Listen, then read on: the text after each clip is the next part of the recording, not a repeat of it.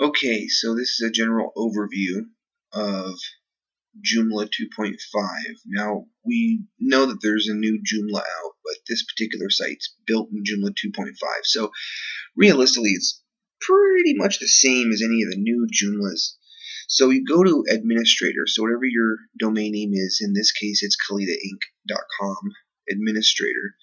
And then right here, I'm already signed in, but you get a sign-in page, and then you put in your login and your password, and it takes you here. So a quick overview. So there's a few things you got to remember when you're dealing with Joomla. The first thing is you have your page content, right? So that's basically right here, and this is called an article. However, which way it may be, it's an article. Down over here on the sides, this right here, sometimes up here, and this side down over here. Now each site's a little different. Sometimes they'll have just one side. Sometimes they'll have two sides. Sometimes they'll have a bottom and a top that surrounds this article area. But in this case, there's just, I believe it's two. It's right here and right here, and I think this is part of it too down here. So to get to all of this stuff, this is how you do it. So first off, your articles. So you go to Content, Article Manager. This takes you to your articles. The one with the star means it's featured, which is your home page. Now, different people set this up in different ways, but in this particular case, on this particular install that we did, this is how it works. One thing to take note of is this little lock button. What this means is at one point in time, there were either two people signed in on the same, basically there could be two people signed in, or it didn't get saved correctly, or something happened. So what this does is it keeps you from messing anything up. So what you do to get rid of this lock thing, because if you end up going to this page and you try to go and edit something, it's locked, so it won't allow you to save it. So what we do is we just click the lock. Now the lock is gone, so now there's no restrictions. So for the home page, if you click home, here's your WYSIWYG editor. We'll make it full screen, and here's what the home page has on it. And if you look over here, it's the same thing right here. And actually, the way this thing is set up is with tables. So actually, this is your home page. And then you have your sidebar, which is a module. So this right here, where this is at, this is where this is at right here, opposed to the background. See right here in this background, it's kind of like a burgundy color, and this is a deep like burgundy. So this is actually your home page. And then this side right here, this side column, this is actually the module. So don't worry about necessarily changing this stuff out. If you need to, then you can, but that's basically what this is. So now you go to modules. So one thing to remember too is you got save and close, save and new, and save as copy. The difference is this: if I click save, it'll keep me on this page so I can keep doing edits. So then you can just go back to the home page, refresh it, and then you can see what it looks like. If you click save and close, it saves this and closes this thing out and brings you back to where the articles are. If you click save and new, it saves this and then it starts up a new article. And if you save as a copy, it basically just duplicates what this is. Save as a copy is actually good to use if you're unsure of an edit that you made. You click save as copy, it'll make a copy like home 1 or whatever it may be. And when that happens, you'll basically have a backup copy of what you're using. So in this case, we didn't do anything, so we're just going to click close. And we're back at your articles here. So now we're going to go to the modules. So I know it's kind of in a weird spot, but under extensions, you have modules right here. So you click modules. And so there's a bunch of different modules here. So the Facebook module on the left, it kind of tells you. This one you don't really have to mess around with. This is actually a plugin module, but this is actually published on the left. and then the About Us, which would be, I think it's right here. The About Us, which has nothing, would be it's published in your user 4, but there's nothing really there. So let's find something that actually has something here. This is like a menu module that we put there. Share our website. So let's find that one. Share our website. Okay, so this actually is a module right here. And this, if I remember right, was on the front page too. So share our website right there. So that's what this is. This is also a plugin, so it's not like something that you can really play around with. I mean, you can, but it's not like content.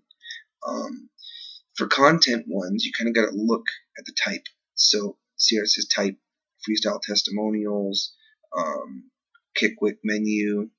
That's the side. So one of these here is like the footer, custom URL, about us, services. So let's go to the services one, see if there's anything on there. And there is just some little links set up. So the services menu, the services page is right here. So this is basically all it is right here. And so I think, I can't remember which one it was. I think it was one of them that had, oh, that's what it is. It's the Dream Team. Okay, so the Dream Team, this particular one, this is all editable. So we just got to find that one. So let's go back. And that's actually in articles. And it should be called, there it is, the Dream Team. So now this is going to populate what's on the page. And this is it right here. And since we're using a picture viewer, this is the actual code for the picture viewer. So it has a background color and then the actual thumbnail height and stuff. So when you actually click the picture, it'll pop up right here. So aside from that, though, you could always take out, put in different stuff here, your bios, different stuff right here. You can add spaces, subtract spaces, and that's pretty much really it. Other than that, though, if you want to make a blog, now this is where you have to get your pen and paper out because this one's a little bit different.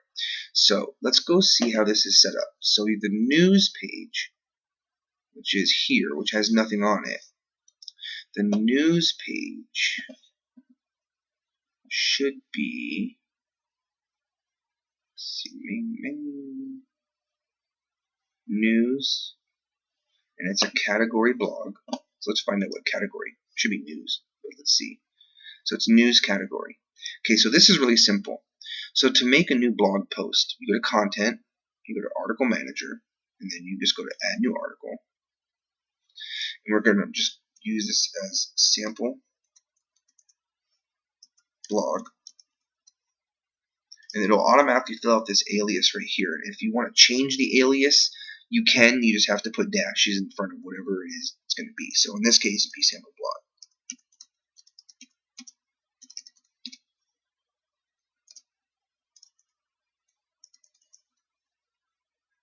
So I'm going to put this is a sample blog that I am posting for this video.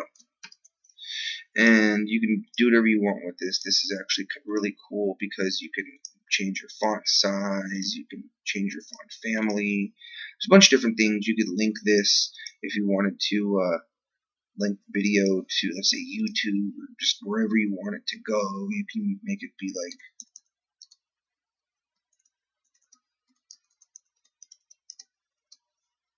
and then we want to open in that into a new window. This target basically takes you where you need to go.